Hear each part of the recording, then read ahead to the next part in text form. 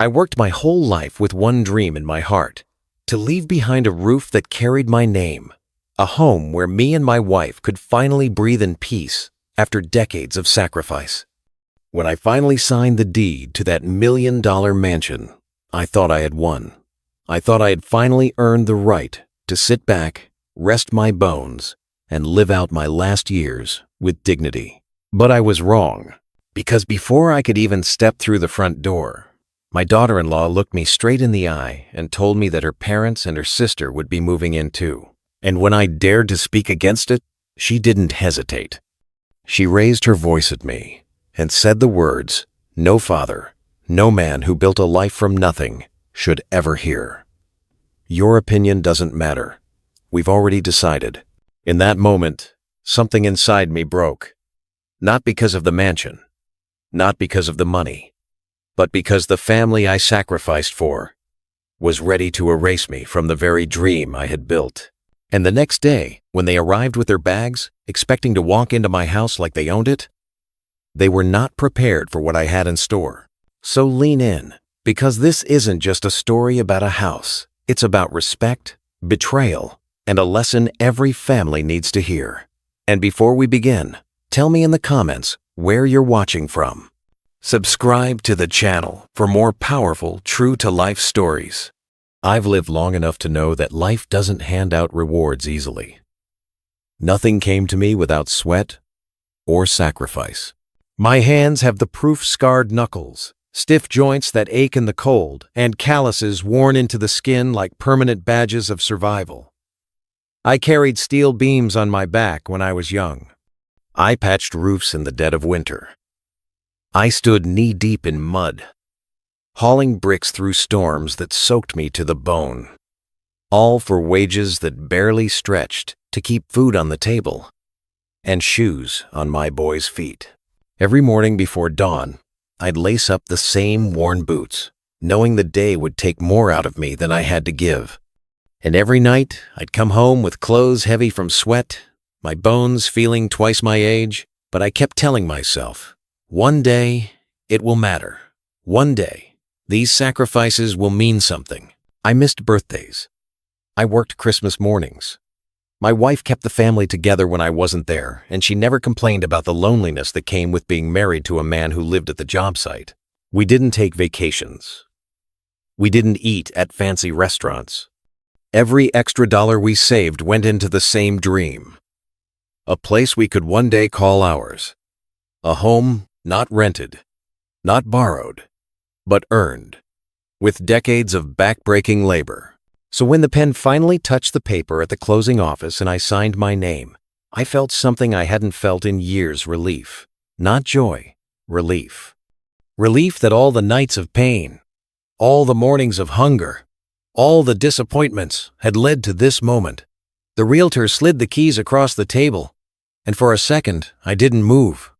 I just stared at them, shining under the fluorescent light, small enough to fit in my pocket but heavy with the weight of a lifetime. When I finally wrapped my fingers around those keys, I didn't see marble floors or chandeliers. I saw dignity. I saw a man who kept his promise to his wife, to his son, to himself. That mansion wasn't about luxury. It was about survival, turned into stability. It was about telling the world that a man who spent his life building homes for others finally built one for himself. And in that moment, holding those keys, I thought my story had reached its quiet, rightful ending. Little did I know, it was only the beginning of a heartbreak I never expected. The first time I walked out of that office with the deed tucked under my arm and the keys rattling in my pocket, I didn't feel like some wealthy man showing off. I felt like a soldier coming home from a war no one else could see. Those keys weren't polished metal, they were proof that every blister, every ache in my back, every lonely night away from my wife had not been for nothing. When I reached my car, I didn't even start the engine right away. I just sat there, palm open, staring down at the keys, resting against my skin. It was a quiet moment, but to me it felt louder than any celebration. All I could think was, finally, this is mine. No landlord to answer to, No letters on the door demanding payment. No fear that the roof over our heads could be taken with a single notice. I rubbed my thumb over the jagged edges of one key, thinking about the years it took to get here. I remembered patching up rental houses we barely afforded, my wife and I painting walls just to make them feel like home even though the lease was never truly ours. Every time we left one place for another, she would fold our life into cardboard boxes, holding back tears because deep down she knew we were only borrowing time. But now it was different. This wasn't borrowed. This wasn't temporary. This mansion, with its tall windows and wide halls, was a final promise kept. Not of luxury, but of permanence. For the first time in my life, I felt steady, like no one could shake the ground beneath my feet. I imagined what it would feel like when my wife stepped through that front door. I pictured her eyes tracing the staircase, her fingers gliding across the kitchen counters, her smile breaking wide because she knew at last she would never have to pack another box or wonder if we belonged. I wanted that moment for her more than I wanted it for myself. And yet, even in that stillness, there was a weight pressing down on me. The weight of knowing how easily dignity can be stolen, how quickly pride can be trampled if respect isn't given. I told myself that nothing and no one could take this away from us, that this was the one thing no hand could reach in and claim. As I turned the key over in my hand, I whispered to myself, "This house isn't just walls and windows. This house is my lifetime." Standing tall.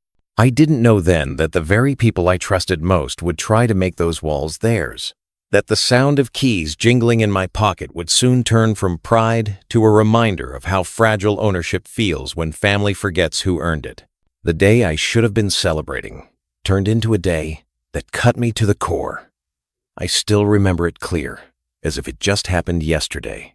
My wife was in the kitchen, humming softly while unpacking some things for the new place. When my daughter-in-law asked me to sit down, she had that polite smile people wear when they're about to say something they know you won't like. At first I thought maybe she wanted to talk about decorating the spare rooms or helping with the move. I pulled out a chair and sat, resting my tired hands on the table. She leaned forward, her voice sweet but firm, and told me her parents and her sister would be moving into the mansion with us. I blinked. For a second, I thought I'd misheard her. Maybe she meant they'd be visiting. Maybe a short stay until they found a place of their own.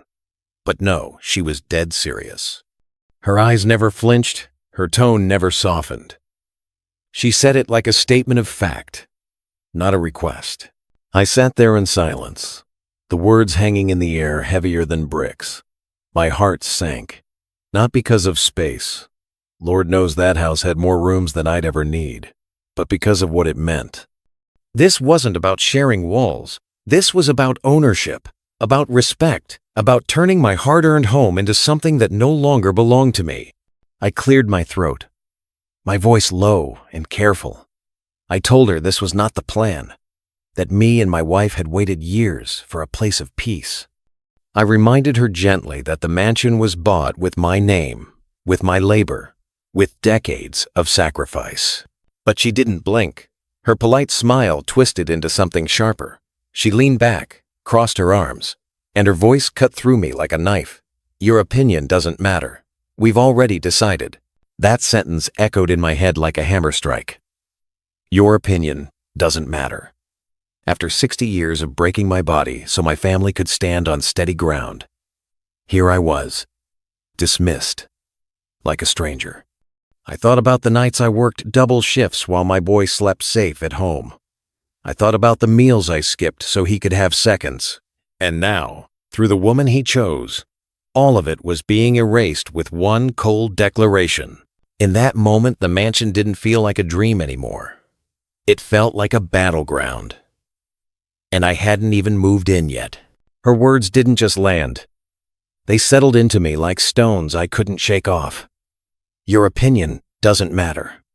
That sentence rang in my ears long after she left the room. I sat frozen in that chair, my hands gripping the edge of the table, my knuckles white. The house I had dreamed about, the home I thought would be my final victory, suddenly felt like a prize being snatched right out of my hands. I stared down at the lines on my palms, deep grooves carved by decades of labor. Those hands had built more than roofs and walls. They had built a family, carried bills, held my son when he was sick, steadied my wife when she was weary. And now, through the arrogance of a woman who hadn't lifted a finger in those years, all of that was being dismissed as though it never mattered. My chest grew tight, like the weight of every sacrifice I ever made was pressing back against me.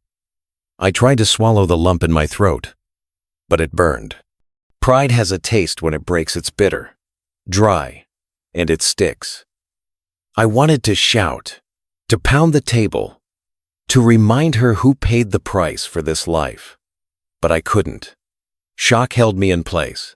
I looked toward the window, where the evening sun was spilling across the glass. That light should have been warm, welcoming me into a new beginning. Instead, it felt cruel, shining down on a man who was being told he had no say in his own home. My dream mansion, the symbol of everything I endured, had been reduced to a stage for humiliation. Memories began flashing through my head without mercy. The time I worked through a broken wrist because missing a week's wages would have meant an empty pantry. The winters when I patched our old furnace with nothing but wire and prayers so my boy could sleep warm.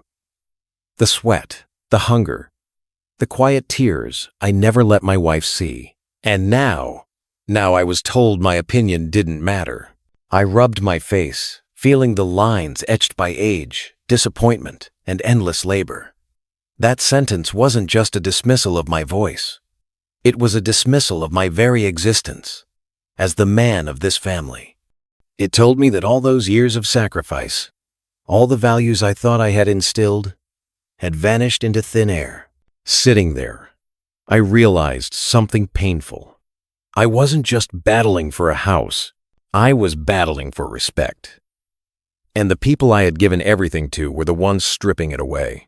I held her words in my chest like hot coals, thinking maybe if I stayed quiet long enough, they'd cool down. But they didn't. They burned deeper with every second. My wife came into the room carrying a folded towel, humming softly the way she always does when she's nervous. She saw my face and stopped mid-step. She didn't even have to ask, she knew something had been said. The silence between us weighed more than the mansion's walls. Finally, I let it slip, telling her what our daughter-in-law had declared. Her eyes filled instantly. That quiet kind of heartbreak only a wife of many years can carry. She lowered herself into the chair across from me, pressing the towel to her lap, her fingers trembling. "We raised him better than this," she whispered. And hearing her say it broke me in ways my daughter-in-law's words hadn't. That was when something inside me snapped. All those decades I spent holding my tongue, being patient, swallowing pride just to keep peace gone in an instant. My voice came out louder than I meant, raw and sharp, carrying every ounce of anger I had bottled for years. "How dare she?" I barked. "How dare she step into a house I built with my own life and tell me my opinion doesn't matter?" My hand slammed against the table before I could stop it. The sound echoed through the room, rattling a cup nearby. My wife flinched, not from fear of me, but from the truth in my fury. For the first time, I wasn't just disappointed. I was furious. Furious at her arrogance. Furious at my son's silence. Furious at myself for letting it get this far. I rose from my chair, pacing the floor, my chest heaving. I could feel the old pain in my back, the stiffness in my knees, but anger gave me strength I hadn't felt in years. She wasn't there when I hauled beams taller than this house.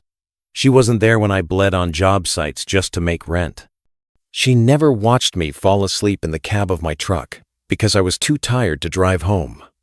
My voice cracked, not from weakness, but from the weight of memories. And now she tells me I don't matter? My wife tried to calm me, her small hand reaching for mine, but I pulled away, not from her, but from the flood of betrayal that wouldn't let me stand still. I looked at the deed lying on the counter, my name, signed in black ink, and for the first time since I bought that house, I didn't feel pride. I felt rage. That outburst wasn't just anger. It was a promise forming in my gut. I would not let this mansion, this final piece of my life's work, be turned into a playground for people who had no part in the struggle that built it. After the shouting stopped, I couldn't sit still in that house. The walls felt too close, the air too heavy. My chest was still tight, my hands still shaking. I grabbed my jacket, slipped the keys into my pocket, and told my wife I needed to clear my head. She didn't argue. She just looked at me with sad eyes, knowing that sometimes a man has to carry his storm alone. I stepped outside, the evening air hitting my face like cold water. The mansion loomed behind me, tall and beautiful, yet hollow. I should have been admiring its lights, its strong frame, its promise of peace. Instead, I climbed into my car, shut the door, and sat there with nothing but the sound of my own breathing. I turned the engine on, but I didn't really have a destination. I just drove. The streets blurred under the headlights, neighborhoods passing by without sticking in my memory. My mind wasn't on the road. It was on the words still echoing in my ears. Your opinion doesn't matter. Over and over, like a cruel refrain. I thought about the years when every dollar I earned was stretched thin. I remembered driving this same kind of route late at night, coming home from shifts that seemed to have no end. Back then, I would look out at the dark sky and tell myself the grind had purpose, that one day my sacrifices would buy me freedom, dignity, and a safe place for my wife to rest. And now here I was, an old man, driving through the same night roads, but instead of hope, I carried betrayal. I pulled over near a quiet park, shut off the engine, and sat in silence. The keys to the mansion jingled faintly when I pulled them from my pocket. I turned one between my fingers, staring at it like it was mocking me. This little piece of metal was supposed to represent everything I had earned. But what good was ownership if respect wasn't part of it? What use was a mansion if my voice, the very voice that built it, was silenced inside its walls? The anger that had flared earlier was gone now, replaced by something heavier. Not rage, something worse. Emptiness. I realized that the wound wasn't the mansion. The wound was knowing that my own family had allowed me to be dismissed like I was nothing more than an afterthought. I leaned back in the seat, my eyes heavy, but not from sleep, from weight, from years. The car smelled faintly of old leather and dust, and in that quiet, I felt smaller than I had in a long time. Smaller than when I was a poor man. Smaller than when I was just a boy dreaming of building a better life. I stayed there for what felt like hours, staring out at nothing, the mansion keys still clutched in my hand. The road ahead was dark, but so was the home I had thought would shine. And as I sat in that silence, I began to understand that this wasn't just about a house. This was about whether I still had the strength to claim what was rightfully mine. When I finally pulled back into the driveway, the mansion stood in silence, lit up against the night sky like some grand monument. To anyone else, it looked like triumph. To me, it felt like a test. My hand shook on the steering wheel before I killed the engine. I sat there for a moment, gathering myself, until I saw the faint glow of a lamp through the front window. My wife was waiting. She always waited. I stepped inside, the smell of her tea filling the air, a small reminder that even in the middle of turmoil, she clung to little rituals. She was seated at the kitchen table, hands folded neatly, her eyes carrying the weight of questions she didn't need to ask. She had been with me long enough to read the story written on my face. I lowered myself into the chair across from her, slower than usual, as if every bone carried an extra pound. For a long while, neither of us spoke. The clock ticked on the wall, steady and merciless, each second stretching like an accusation. Finally, I broke the silence. My voice cracked more than I wanted it to. She told me, our opinion doesn't matter, that they've already decided. The towel she had been holding earlier now lay folded in front of her, untouched. Her lips trembled, but she didn't rush to speak. She took in the words carefully, as though her heart had to catch up with her ears. When she finally did answer, it came out barely above a whisper. We raised him better than this. Her words cut deeper than my daughter-in-law's. Because she was right. We had raised him to know respect, to value family, to never forget where he came from. And yet here we were, cast aside in the very house we had dreamed of filling with peace. I reached across the table, covering her hands with mine. They were still soft, despite years of labor. Still the same hands that once packed school lunches, stitched torn clothes, and wiped sweat from my forehead when I staggered in from long shifts.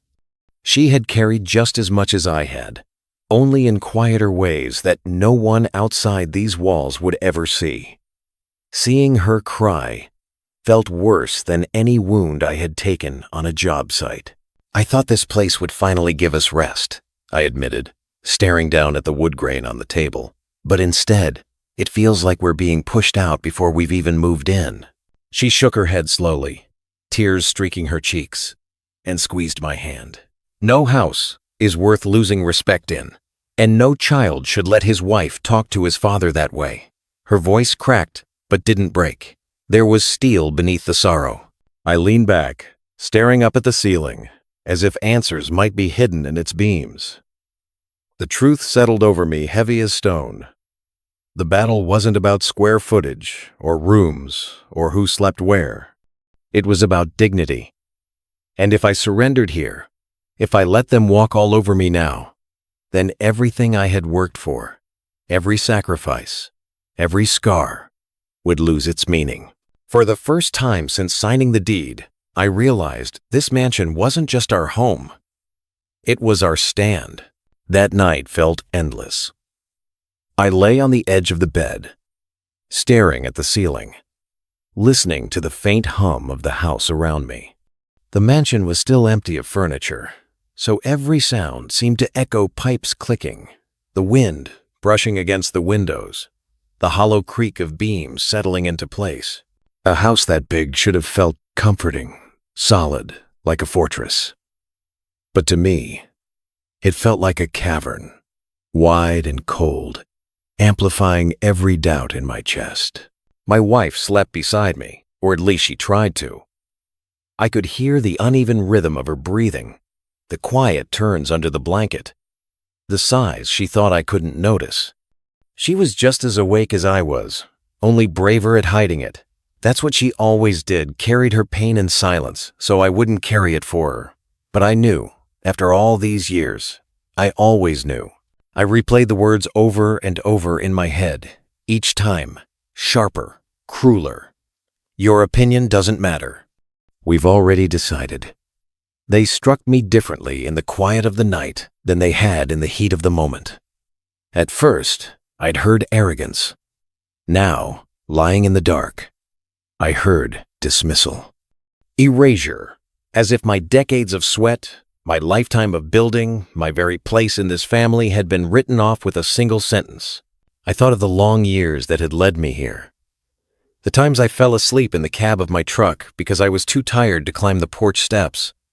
The winters when I patched roofs through the cold while my bones ached. The mornings when my son, still just a boy, would wave from the window as I headed out before sunrise, not knowing if I'd be home before he was in bed. All those sacrifices had been my offering to the future. Yet here I was, told my say meant nothing. The clock ticked on the dresser, each second heavy, each minute stretching into the next. Midnight bled into 1 o'clock, then 2, then 3. My eyes burned, but sleep wouldn't come. My mind wouldn't allow it. Every time I closed my eyes, I saw her face, calm and confident, delivering those words like a verdict. You don't matter. At some point, I got up, careful not to wake my wife, and walked through the darkened halls. The floorboards echoed beneath my steps. I wandered into the living room, stood by the tall window, and looked out at the street. The mansion's reflection in the glass stared back at me, a proud structure, but I felt no pride, just an ache that dug deep into my chest. I pressed my palm against the cool glass, whispering to myself, this was supposed to be our peace. But peace doesn't come easy, not when respect is absent. By the time dawn crept through the curtains, my body was heavy, my eyes hollow. I hadn't slept a second. It wasn't just exhaustion that wore me down. It was the realization that something in me had shifted. This wasn't about giving up a bedroom or sharing space. This was about standing up, maybe for the last time in my life, for the dignity I had spent a lifetime earning.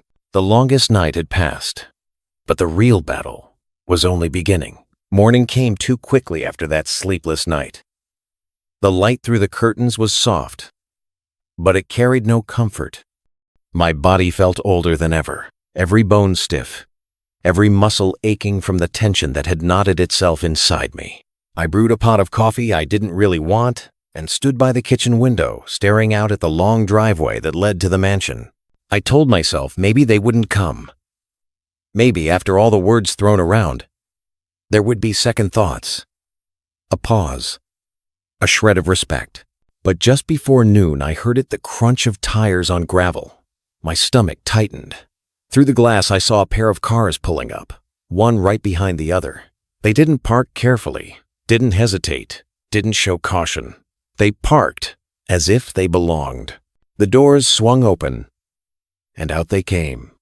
Her father stepped out first, his chest puffed up, wearing a grin that said he was already claiming ground that wasn't his. Her mother followed, adjusting her purse strap like she had just arrived at a place she expected to settle into, not as a guest but as a resident. Then came the sister, younger but carrying the same entitled air, dragging along a rolling suitcase that clattered across the stones. I didn't move.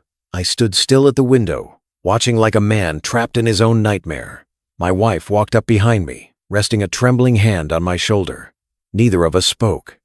We just watched as they laughed together, pointing at the tall windows, nodding at the wide front porch, admiring it all as if it had been built for them. When they reached the steps, her father paused and looked up at the house. He whistled low, shaking his head. I could read his lips even through the glass. Now this is living. My jaw clenched so tight it hurt. He hadn't worked a single day of my life. He hadn't carried steel in the dead of winter, hadn't patched broken roofs through storms, hadn't bled or starved to keep a family afloat. Yet here he was, grinning like the king of a castle he never lifted a stone to build. The daughter-in-law walked out behind them, her stride confident, almost smug. She didn't knock. She didn't even pause. She pulled her key from her pocket, the one I had given my son, and pushed the door open as if it were hers to claim. The sound of that door swinging wide felt like a blade sliding between my ribs. They spilled inside, voices bouncing off the walls. Excitement filled the air, not mine, not my wife's, but theirs. Bags thumped against the floor, wheels squeaked across polished tile, shoes tapped over wood. I hadn't even had the chance to walk proudly across myself. I stayed near the window for a moment longer, my reflection faint in the glass. The man staring back at me didn't look victorious. He looked beaten, smaller than the house he had fought to own. My wife's grip on my shoulder tightened, as if to remind me I wasn't alone, though both of us knew that inside those walls, we were already outnumbered. And still, I didn't speak. Not yet. I simply turned, watching them move about my home, as if they had arrived to stay forever. That was the moment it became clear. This was not a misunderstanding. This was a takeover. And the battlefield was the very dream I had spent my life building. The sound of that front door swinging open still haunts me. It wasn't a gentle knock, not even a respectful pause. It was the loud, confident creak of a door being claimed. They stepped inside without hesitation, like soldiers marching into territory they believed was already theirs. Her father's shoes were the first to echo across the polished hardwood floors.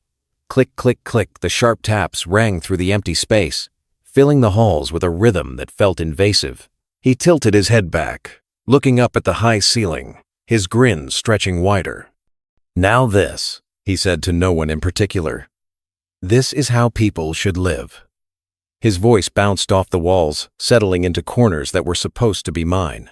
Her mother trailed behind, slower but no less comfortable. She dragged her fingers across the edge of the entry table as though testing the surface of her new domain. So spacious, she murmured, her tone not one of admiration, but of possession. My stomach twisted hearing her say it, as though she'd earned the right to critique or compliment what she hadn't contributed to. Then came the sister, rolling her suitcase over the tiles with a careless rattle, its wheels squealing against the shine I had only just paid to have polished. She stopped halfway into the living room and twirled slowly, her eyes darting from the fireplace to the chandelier. "This'll be perfect," she said, planting her suitcase upright, as though staking her claim. I stayed rooted near the doorway, silent, my hands tightening around the keys in my pocket, until the metal dug into my skin. My wife stood just behind me, her face pale, her lips pressed tight together. Neither of us spoke. We didn't need to. Every sigh, every look we shared was enough to communicate the disbelief pounding in our chests. Her father strolled toward the staircase, running his palm along the smooth wooden banister as if testing its strength. He chuckled under his breath, muttering, "Strong build. Good craftsmanship." He wasn't complimenting me. He was congratulating himself, as though the mansion existed to affirm his worth. Watching him ascend those steps felt like watching a thief pocket something precious in broad daylight. Her mother set her purse down on the marble counter in the kitchen, pulling out a water bottle, already at home. No hesitation, no request, no acknowledgement. She cracked the cap, took a sip, and looked around like she was deciding where the best lighting would be for her morning coffee. My daughter-in-law floated in last, her expression calm, almost smug, as though she were the conductor of this charade. She clapped her hands together lightly, saying, "All right, let's get settled. Everyone will find their space soon enough." Each word, each gesture, chipped away at me, not because of the house itself, but because of what it meant. They weren't just walking into walls and floors, they were walking into my years of struggle, my sleepless nights, my sacrifices. And they were doing it without recognition, without gratitude, without even the decency of asking. I felt my chest tighten, the weight of betrayal pressing down heavier with each step they took deeper into the mansion. That house was supposed to be my crown, my one moment of peace, and here it was trampled, invaded, turned into a spectacle by people who hadn't bled a drop for it. As her father's laughter echoed from the landing upstairs, I whispered under my breath, too quiet for them to hear, "This house doesn't belong to you. Not now, not ever." I didn't move. I stood near the doorway like a statue, my feet heavy as if nailed to the floor. My hands stayed buried in my pockets, fingers wrapped tight around the keys, pressing the metal so hard into my palm that it left little half-moon marks in my skin. I wanted to shout, to throw them out right then and there. But instead, I did what age had taught me to do. In my darkest moments, I watched. Her father's booming voice carried through the halls as he tested every corner like an inspector claiming ownership. He opened closets, pulled curtains aside, tapped his knuckles against the walls as though searching for faults. "Solid foundation," he said proudly, as if the house had been built for him. Every syllable felt like a nail hammered into my chest. Her mother floated through the kitchen with a familiarity that made my stomach turn. She opened cabinet doors, one after another, humming softly, as though deciding where her dishes would go. She trailed her fingers over the counters, tracing patterns into the stone I had chosen with care, never once asking who had paid for it, never once looking in my direction. The sister wandered from room to room, her suitcase wheels squealing across the hardwood. I tracked her with my eyes, not my body. She pushed open a door to the study, glanced around, and said casually, "This will do nicely for me." As if my lifetime of sacrifice existed just to provide her with convenience. And my son, my own boy, stood in the corner, silent, hands shoved deep into his pockets, shoulders slouched. He wasn't smiling, but he wasn't speaking either. His silence screamed louder than their words. That silence told me everything. He had chosen to stand with them, not with me. I kept my eyes on each of them, memorizing their movements, the way they touched things that weren't theirs, the way their voices carried through the rooms with such entitlement. I felt like an intruder, in the very place my name was signed into law. They didn't ask permission. didn't offer gratitude, didn't acknowledge my presence. They spoke over me, around me, but never to me. Every detail etched itself into me: the sound of their laughter, the casual toss of bags against polished floors, the scrape of a chair being pulled across marble tile without thought. My heart ached, not because of the scratches and scuffs they might leave, but because of the disrespect dripping from every careless action. I thought back to the years when I had walked through half-finished houses as a laborer, a hammer in my hand, mud caked on my boots. Back then, I used to imagine what it would feel like to walk into a home that was mine. A place where every wall meant rest, every floor meant peace. And now, after finally reaching that dream, I stood like a ghost in my own space, invisible, watching others behave as though they owned the life I had built. I didn't speak. Not yet. But inside, something heavy was shifting. My silence wasn't surrender.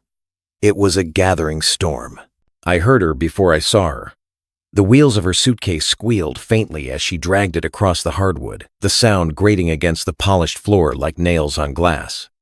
She moved with the ease of someone who had no reason to ask permission, weaving in and out of rooms as though she were shopping, deciding which one best suited her tastes. She paused halfway up the staircase, her hand gliding lazily along the banister I had chosen myself. The one I had stood over for an hour with the builder, making sure the wood was solid, the curve graceful, the finish exact. That railing had been more than decoration. To me, it was a symbol of permanence, of something sturdy that would hold through generations.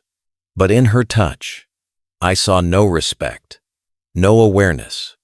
She dragged her palm along the smooth grain as if it were hers by default, not realizing every inch had been bought with decades of broken bones and weary nights. When she reached the landing, she turned toward the open doorway of one of the upstairs bedrooms. She peeked inside, stepped across the threshold without hesitation, and let out a satisfied hum. "This'll be perfect for us," she said lightly, her voice carrying down the stairs like a casual insult. For us, those two words cut sharper than a blade.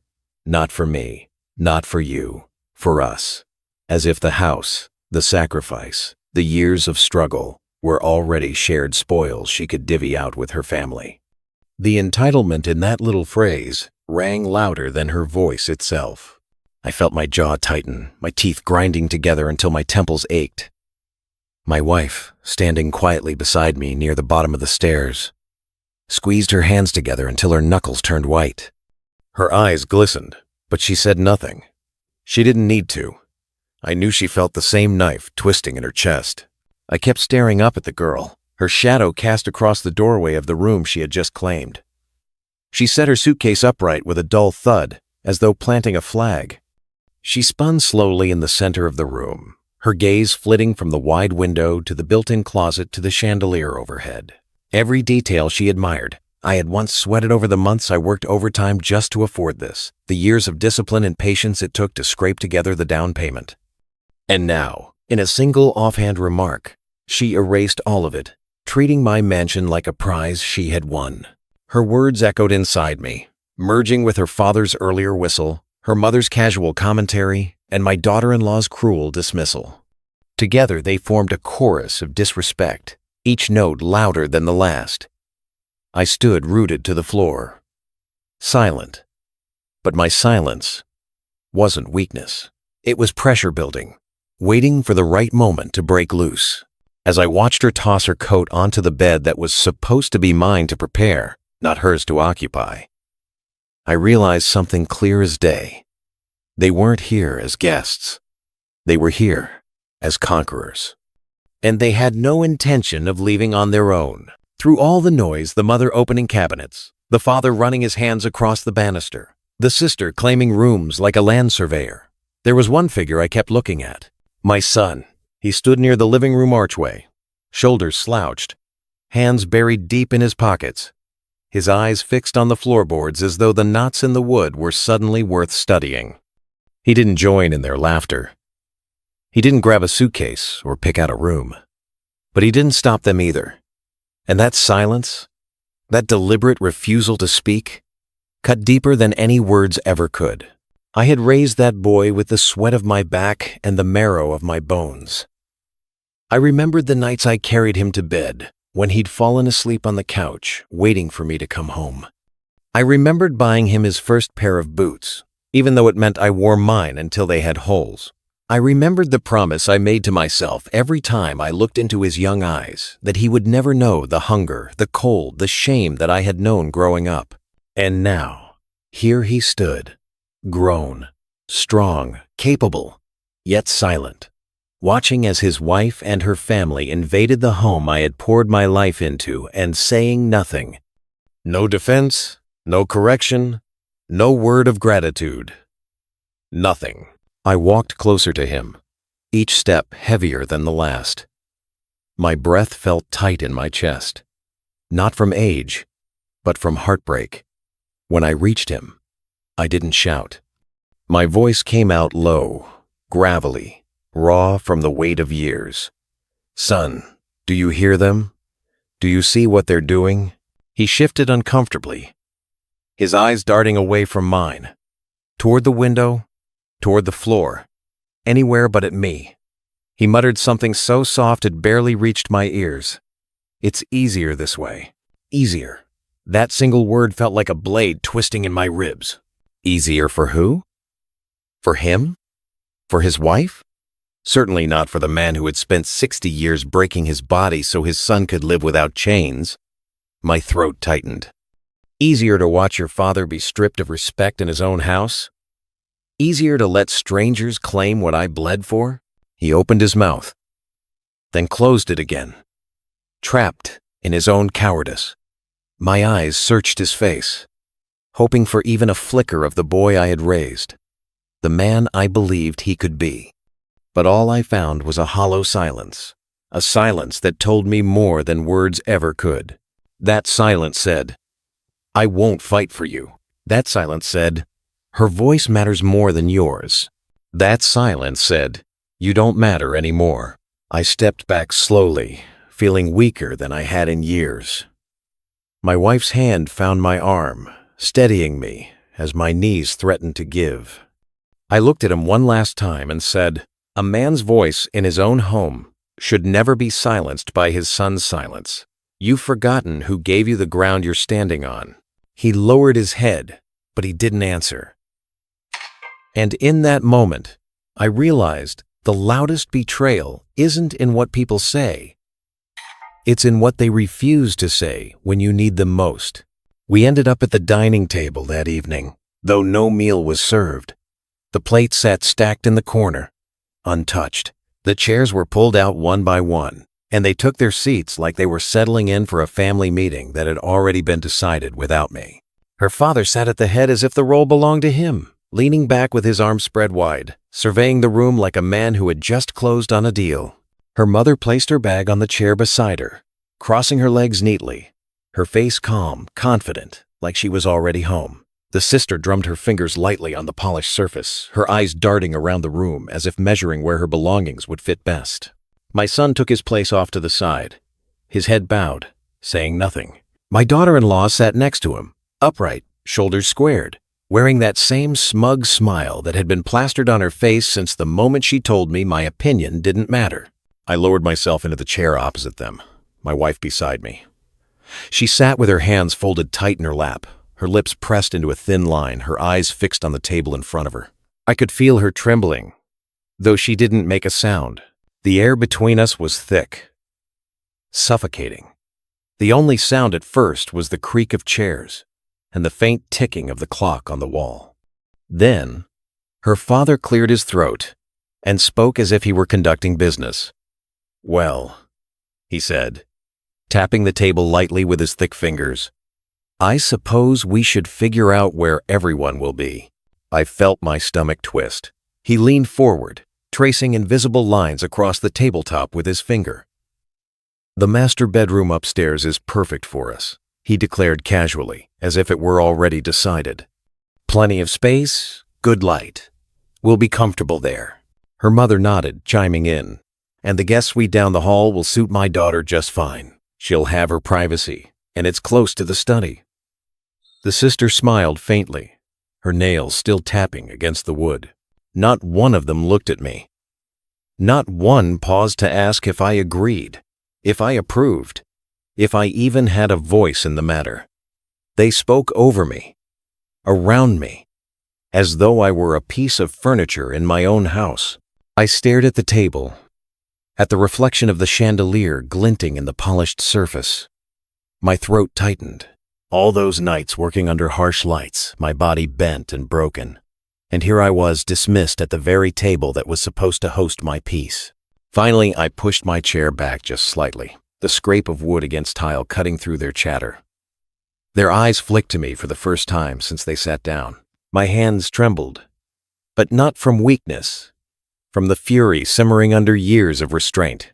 "You sit here," I said slowly, my voice low but heavy, "and you talk about my house like it's yours. You speak of bedrooms and studies as if you built them, as if you sweated for them, as if you paid for them with the marrow of your bones. But you didn't. I did. Every inch of this place cost me more than you will ever understand." Her father leaned back, his smug smile faltering just slightly. Her mother shifted in her chair. The sister rolled her eyes, but she didn't speak. My daughter-in-law, though she leaned forward, her smile sharpening, ready to strike. "You don't get it," she said, her voice cutting and cold. "This is about family. We're not asking. We're telling you. It's already been decided." My wife inhaled sharply, her knuckles whitening as she clutched her hands together tighter. And me, I felt something break loose inside. The table that was supposed to unite us had become a battlefield. The silence that followed was no longer the silence of dismissal. It was the silence before the storm. The weight of their words hung in the air like smoke, thick and suffocating. My daughter-in-law's voice still echoed in my ears. "It's already been decided." She said it with such finality, as if my lifetime of labor, my decades of sacrifice, had no bearing at all. As if I was some tired relic to be brushed aside while they divided the spoils of my struggle. I sat there, staring at the gleaming surface of the table. The chandelier above cast sharp reflections, fractured pieces of light that danced across the polished wood. My hands rested flat against it, veins raised, knuckles stiff. I could feel my pulse in every finger, pounding with the fury I had tried for days to keep buried. Her father leaned back smugly, stretching in his chair as though nothing I said mattered. Her mother crossed her legs, eyes drifting toward the windows, already imagining curtains that weren't hers to hang. The sister's nails tapped a careless rhythm, an impatient beat that grated like insult. And my son, my only son, sat slouched, lips pressed together, refusing to meet my eyes. That silence was the loudest sound in the room. The air grew so tight I couldn't breathe. My chest burned. The memories of every back-breaking day, every night spent on freezing scaffolds, every morning leaving before dawn so my boy could eat. They all surged inside me at once, colliding with the cruel reality before me. And then, before I even realized I was moving, my fist came down hard on the table. The crack of it rang through the room like a gunshot, glasses rattling, silverware jumping in place. My wife flinched beside me, her hand darting to my arm, but I pulled free, not from her love, but from the rage spilling over. "Enough!" The word roared out of me, deeper and louder than I thought these old lungs could carry. The walls caught my voice and threw it back at them, shaking the air until the room went still. Every eye snapped to me, wide and frozen. For the first time since they entered my house, they looked at me. Not past me, not through me, but at me. I rose slowly from my chair, my palms pressed to the table, my spine stiff despite the years that had bent it. "You sit here in my house," I said, my voice low but sharp, "and you speak like kings, dividing land you never tilled. You talk about comfort, about rooms, about decisions as if the blood and bone it took to build this life meant nothing. But it wasn't yours to take. It was mine to give. Her father's smugness cracked, his lips parting but no words coming out. Her mother straightened in her chair, unease flickering across her face. The sister stopped tapping her nails, her hands folding in sudden stillness. Even my daughter-in-law's practiced smile faltered, though she tried to keep her composure. I looked at my son, my boy, who had said nothing while strangers carved up my life. My throat tightened, my chest heavy, but my voice didn't waver. You sit there quiet, letting them trample over me, over your mother, over the very roof you were raised under. But let me make this plain. I will not be erased from my own home. Not by them. Not by you. Not by anyone. The silence that followed was different this time. Not dismissal. Not arrogance. Fear. The kind of silence that comes when a storm has broken and everyone knows they're standing in its path. The crack of my fist on the table still lingered in the air like thunder that refused to roll away. For a moment, no one moved. Even the ticking of the clock on the wall seemed to pause, as if time itself held its breath. The echoes of my words, "I will not be erased from my own home," reverberated through the walls, settling into the corners where their laughter had bounced just moments earlier. Her father, who had been so loud, so certain, now sat stiff in his chair. His confident grin had drained from his face, replaced by a look of unease he tried to mask with a forced cough. He folded his arms across his chest, but I saw the tremor in his fingers. Her mother, who only minutes earlier had been gliding through the kitchen like she owned it, now pressed her lips together, eyes darting nervously toward the staircase as though calculating an exit. Her foot tapped lightly against the floor, betraying the calm facade she tried to maintain. The sister, who had rolled her suitcase through my home like a conqueror planting her flag, sat frozen, her eyes wide. Her nails, which had been tapping their careless rhythm against the table, now lay flat against the polished wood, motionless. She couldn't meet my eyes, not anymore. And my daughter-in-law, bold, sharp-tongued, unyielding, her smile faltered. She opened her mouth once, as if to speak, but no words came. She sat straighter in her chair, arms crossed, jaw clenched, but even her defiance had cracks now. She wasn't prepared for resistance. She wasn't prepared for me. But it was my son's face that struck me hardest. He sat hunched, staring at his hands, as if they might offer him an answer. His silence had been cowardice before. Now, it was shame. His cheeks flushed red, and though he still refused to meet my eyes, I could see the truth in his posture. He knew I was right. He knew he had failed me. The room that had been filled with chatter, with careless laughter and the scrape of bags against the floor, now lay heavy with silence. The weight of my words pressed down on them all. For the first time since they stepped through the door, they understood something. I wasn't a tired old man to be ignored. I was the owner of this house, the man who had paid for every brick, every beam, every polished inch of it, and I was not backing down. My wife's hand found mine under the table. Her grip was steady, her eyes shining with quiet pride. For days, she had carried sorrow in silence. But now, she looked at me with the same expression she wore when I first laid this dream before her: faith, belief, trust that I would protect what was ours. No one dared speak. The arrogance that had filled the room had vanished, replaced by something rawer, something truer: fear, respect, uncertainty. They had walked in ready to divide my home as if it were spoils of war. Now they sat realizing they were trespassers, uninvited, unwelcome, outmatched. That silence was my victory. Not the house itself, not the deed tucked in my pocket. No, the silence.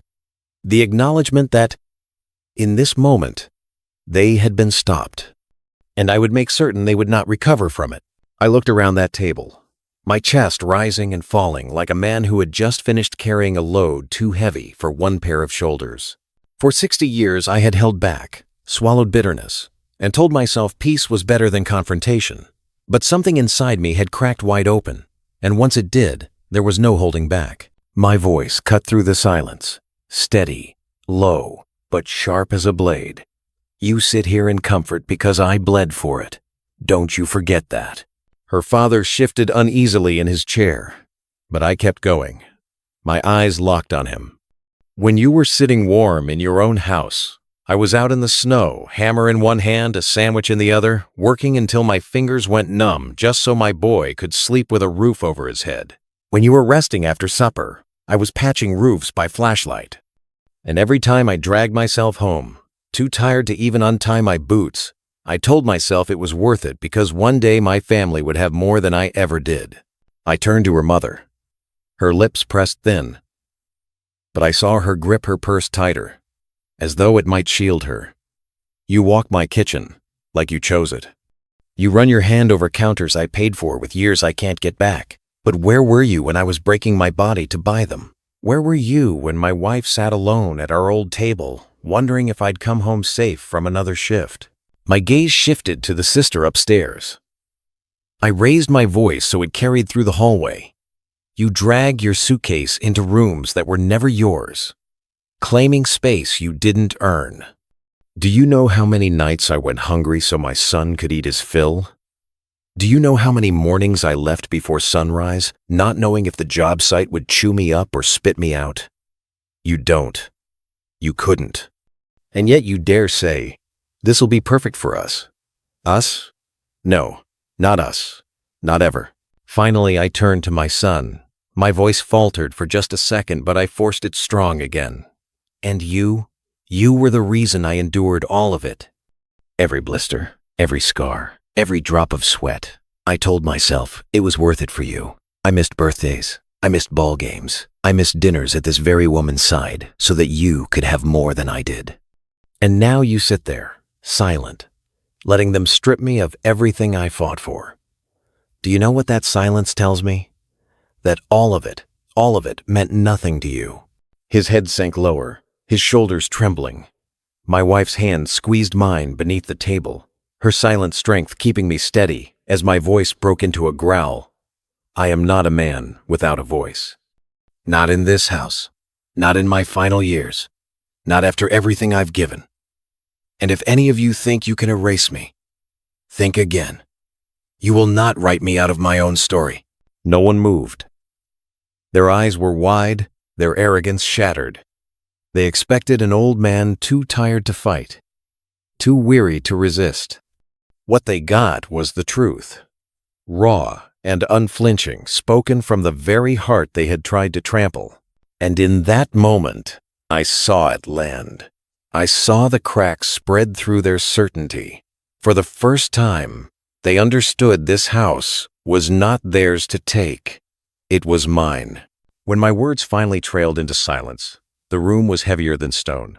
You could hear the faint tick of the clock on the wall again, steady and cold, but nothing else. No shuffling, no laughter, no tapping of nails, just silence thick enough to choke on. Her father was the first I looked at. The smugness he'd worn like armor was gone. His jaw worked as though he wanted to say something, but no sound came out.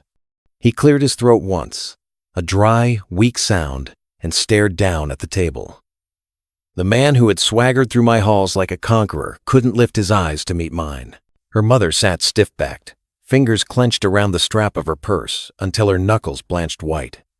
She avoided my gaze, her lips pressed tight, trembling just enough to betray her calm facade. She shifted in her chair, the motion nervous, uncertain. The same woman who had strutted through my kitchen as if arranging her own, now sat shrinking in her seat. The sister upstairs hadn't come down, but I heard the soft creak of floorboards above us. She had stopped moving through rooms, stopped rolling her suitcase across floors that weren't hers. Even without seeing her face, I knew my words had carried up there, settling in her ears like cold water. The silence above spoke just as loudly as the stillness around the table. And then there was my daughter-in-law, Her smile, the one she had worn with such confidence, the one she had used to mask arrogance, was gone. She sat with her arms crossed, but not in defiance anymore. It was defensive, small, as if trying to shield herself from the blow of my words. Her eyes darted from me to her parents, then back again, searching for someone to restore the upper hand, but no one came to her rescue. For the first time, she looked uncertain. But it was my son who broke me most. He sat hunched, his elbows on the table, his hands covering part of his face. His shoulders sagged, heavy with shame. He didn't speak, he couldn't, but his silence was different now. No longer arrogant, no longer complicit. It was the silence of a man realizing the depth of his betrayal. He finally looked up, and when his eyes met mine, they were wet. He opened his mouth as if to speak, but words failed him. All I saw was regret written across the boy I had raised. The house itself seemed to shift in that moment. Minutes before, it had felt stolen, invaded, stripped from me. Now, in their silence, it felt reclaimed. My voice had filled the walls, reminding everyone present, including myself, that this place was born of my life's work, not theirs. The echoes of their arrogance had been silenced by the truth they couldn't deny. They had walked in carrying bags, laughter, entitlement. Now they sat motionless, eyes lowered, their confidence splintered. They weren't residents anymore. They weren't guests either. They were intruders, caught in the act, forced to reckon with a man they thought too weak to fight. I leaned back slowly, my wife's hand still resting over mine, steady and strong. The tremor that had run through her earlier was gone now. She looked at me with quiet pride, and I knew she felt it too. The tide had turned. Their shock wasn't loud. It didn't come with gasps or cries. It was in their stillness, in their silence, in the way their eyes refused to meet mine. And in that silence, I saw something I hadn't since they stepped through my door. Recognition. Recognition of the man I was and the man I still was, even in old age. For the first time since this battle began, the house felt like mine again. After my wife's voice faded into the thick silence, the house itself seemed to lean in, listening. Her words had planted the flag, but I knew I had to drive it into the ground so deep no hand could pull it out. For too long, I'd watched others circle my life's work like scavengers. That night, it ended. Slowly, I reached into the inside pocket of my jacket. My fingers brushed against the thick envelope I had carried with me since the day we signed the papers. My pulse quickened, not with fear, but with the steady conviction of a man who knows he holds truth in his hand. I pulled it free and laid it gently on the polished wood of the table. The sound of paper against wood was louder than any shout. Every eye turned to it. Her father leaned forward slightly, his brow furrowed. Her mother's lips parted, just enough to betray unease. My daughter-in-law stiffened, her hands curling into fists in her lap. My son swallowed hard, his face pale. With deliberate care, I slid the envelope open and drew out the deed. The thick parchment unfolded across the table, its edges crisp, the ink bold. My name stared back at me from the page mine alone. Decades of labor, decades of sacrifice, reduced to letters on paper. But those letters carried the weight of a lifetime. I pressed my hand flat against it, my palm covering the signature I had written with pride. "Do you see this?" I said, my voice steady, each word sharp as a nail driven home. This is not a suggestion. This is not an opinion. This is law. This house is mine. My name, my blood, my sweat, my sacrifice. No one else's. The room remained frozen. My wife sat straighter beside me, her eyes locked on their faces as if daring them to argue. Her strength fed mine, and I drew in a slow breath before continuing. "You've mistaken my silence for weakness. You've mistaken my patience for surrender. But this," I tapped the deed with 2 fingers, the paper snapping under the pressure, "is the truth. You cannot erase it. You cannot claim it. You cannot walk in here with your bags and your arrogance and pretend you built what you never even lifted a finger for." Her father opened his mouth to speak, But I raised a hand, stopping him cold. No, you've had your say. This is mine. I looked directly at my son. My voice cracked, not from fear, but from the raw weight of what I carried. You were supposed to be the one to honor this, to stand beside me, not against me. But if you will not protect your father's dignity, then I will protect it myself. And I will protect it with every breath I have left. I folded the deed back slowly, slid it into its envelope, and tucked it back into my jacket. Then, I leaned forward, my eyes sweeping across each of them. You will not sleep under this roof. You will not claim these walls. You will not take a single step further into what is not yours. If you cannot respect that, then the door is there. Use it. The table shook faintly under my hand as I pushed myself upright. My wife rose with me, her hand slipping into mine. Together we stood not broken, not beaten, but unshakable. The deed was more than paper. It was proof. It was finality. It was the line they could not cross. And from the looks on their faces, they finally knew I wasn't bluffing. For a long moment after I tucked the deed back into my jacket, no one moved. The silence pressed down so heavy, you could hear the faint hum of the lights and the soft ticking of the clock. It wasn't the silence of arrogance anymore. It was the silence of people who had been caught reaching for something they could never claim. Her father was the first to shift.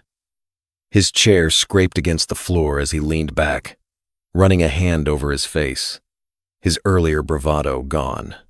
He cleared his throat, the sound dry, unsteady, and stood slowly. His eyes didn't meet mine.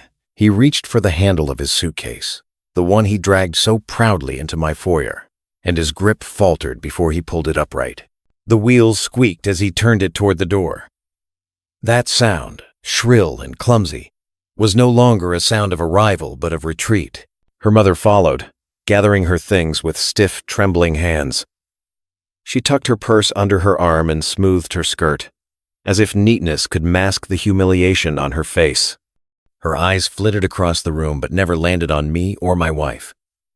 She moved toward the door without a word, her heels clicking softly against the polished floor, each step smaller than the one before it. The sister, who had once spun in my upstairs bedroom as if she owned the air itself, descended the staircase slowly. The suitcase she had planted like a flag at the top now rolled heavily behind her, its thuds against each step betraying her haste. She avoided my gaze entirely, her face pale, her lips pressed tight, her earlier smugness reduced to nothing but embarrassment. She reached the bottom, glanced once at her parents, then turned away, her head bowed. My daughter-in-law sat frozen for a moment longer, her jaw set, her pride refusing to crumble, even as the foundation beneath her had been torn away. She finally stood, her movements sharp, jerking her bag from beside her chair. She muttered something under her breath, but the words were too low to carry. For the first time since this nightmare began, she couldn't look me in the eye. She brushed past me quickly, her shoulders stiff, but her silence told me more than any insult she could have spoken. And then there was my son. He rose last, slowly, as though every muscle in his body weighed him down. His hands hung at his sides, empty, restless. He didn't pick up a bag, he had brought none. He looked at me once, his eyes glassy, shame etched across his face like a permanent scar. His lips parted, as if he wanted to speak, to apologize, to beg forgiveness, but no sound came. His silence was different now, no longer betrayal, but regret, and that regret was its own punishment. I stood by the doorway, my wife's hand steady in mine, watching them file out one by one. Their laughter was gone, their arrogance stripped, their footsteps hollow against the floors they had thought they could claim. The house, which had felt invaded only hours before, now seemed to push them out itself. The front door opened, and the cool night air swept in. One after another, they crossed the threshold, dragging their suitcases back to the cars that had brought them here. The engine started with weak hums, headlights cutting across the driveway. But there was no victory in their movements. Only retreat. Only shame. I closed the door behind them, turning the lock with a slow, deliberate click. That sound was final. It wasn't just a lock, it was a declaration. The house was ours again. My wife leaned against me, her head resting on my shoulder, her breath steady. Together, we stood in the quiet, not the heavy silence of betrayal, but the calm silence of a battle won. Their walk of defeat wasn't loud, but it was absolute. And for the first time since stepping into this mansion, I felt peace. When the last engine faded down the road and their shadows disappeared from the windows, the house exhaled. I stood there in the entryway with my wife, her hand still resting warm against mine, and for the first time since I signed the deed, I felt the mansion breathe with us instead of against us. It was no longer invaded, no longer claimed by strangers. It was ours again, steady and unshaken. I walked slowly through the rooms, listening to the echoes of my own footsteps. The hardwood no longer carried the squeal of their suitcases. The kitchen no longer bore the scrape of their hands across the counters. The staircase no longer groaned under the weight of people who thought they had a right to stand on it. Each space felt like it was returning to me, piece by piece.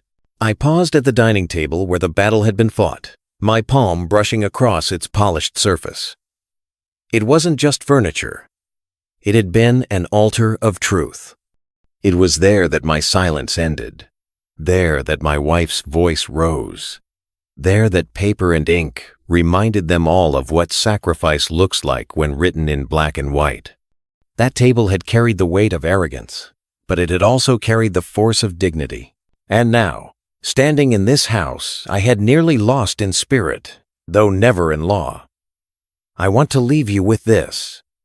Money can build walls, but it cannot build respect.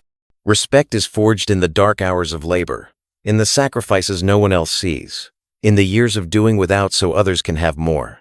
If you let someone trample that, you don't just lose property, you lose yourself.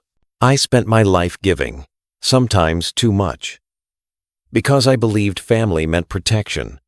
But family without respect is nothing but a burden dressed in familiar faces. When betrayal comes from blood, it stings deeper than any wound from a stranger. Yet even then, a man must stand. Because if you surrender dignity once, you'll never reclaim it. So I tell you this, as an old man who has seen enough, never let anyone, child, in-law, stranger, erase the life you've built. Never allow your silence to be mistaken for weakness. And never hand over the keys to your legacy to hands that did not bleed for it. They left this house in shame, and I remain standing. Not because of the deed, not because of the paper, not even because of the mansion itself. I remain standing because I refuse to bend. And that's the final lesson. A house is only wood and stone, but the respect that holds it together, that is, the foundation. Lose that, and you lose everything. Guard it, and you will never be defeated.